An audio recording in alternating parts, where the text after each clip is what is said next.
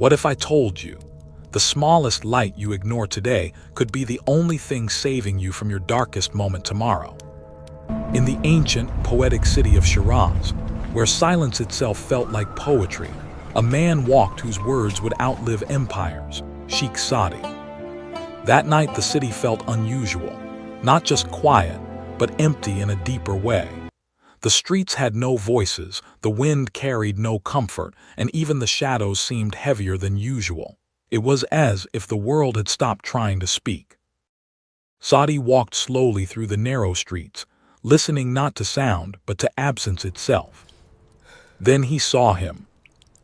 In a dim corner of an alley, a young man sat beside a broken oil lamp. The flame inside it was barely alive, trembling, weak, struggling as if even light had begun to lose hope. Saadi stopped and looked at him gently. "Why are you sitting in darkness when you still have a lamp?" The young man didn't answer at first. He kept staring at the flickering flame, as if it had already betrayed him once before. Then he whispered, "I have tried, but nothing changes. No matter how much I try, I cannot make a difference. I am not enough. This light, it is too weak to matter." His words were not just tired, they were defeated. Saadi did not respond immediately. He sat down beside him. The silence between them was deep, almost sacred. He looked at the fragile flame, not just as fire, but as something human, something struggling to survive in darkness. Then quietly, without any explanation, Saadi reached into his pouch and poured a single drop of oil into the lamp. Nothing dramatic happened at first. The flame hesitated.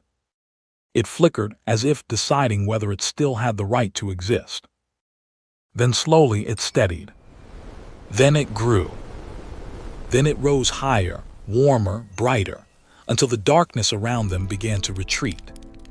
Not suddenly, but respectfully, as if even darkness understood it no longer had full control here. The young man looked around, stunned. For the first time he saw it clearly. His small lamp was enough to light the space around him, enough to guide a traveler, enough to change something real. Saadi spoke softly. "Do not confuse smallness with uselessness." He paused, then continued. "A flame does not need to conquer the night to prove its worth. It only needs to refuse to disappear." The young man remained silent, but something inside him had shifted. Saadi stood up, ready to leave, and said one last thing before walking away into the dim street. "Do not wait to become a blazing fire. Even a single steady flame is enough to prove that darkness is never permanent." And with that he disappeared into the night, leaving behind not just light, but a new way of seeing it.